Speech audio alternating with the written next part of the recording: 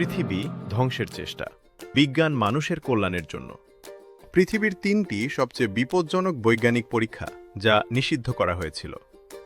কিন্তু ইতিহাসে এমন ৩টি বৈজ্ঞানিক পরীক্ষা করা হয়েছিল যা পুরো পৃথিবীকে ধ্বংস করে দিতে পারত।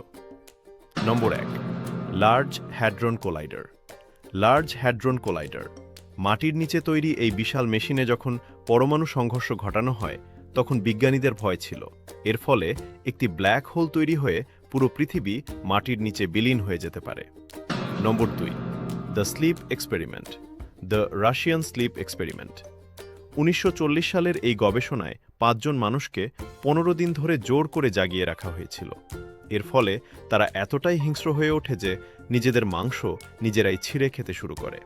নম্বর ৩, কোলা সুপারডিপ বোরহোল। রাশিয়ার কোলা সুপারডিপ বোরহোল এটি ছিল মানুষের তৈরি পৃথিবীর সবচেয়ে গভীর গর্ত। বিজ্ঞানীদের দাবি ১২,২৬২ মিটার গভীরে যাওয়ার পর সেখান থেকে মানুষের তীব্র কান্নার আওয়াজ আসায় পরীক্ষাটি চিরতরে বন্ধ করে দেওয়া হয়। বিজ্ঞানীদের এই পাগলামির মধ্যে কোনটি আপনার সবচেয়ে বিপজ্জনক মনে হয়েছে? কমেন্টে জানান। আর এমন রহস্য জানতে সাবস্ক্রাইব করুন।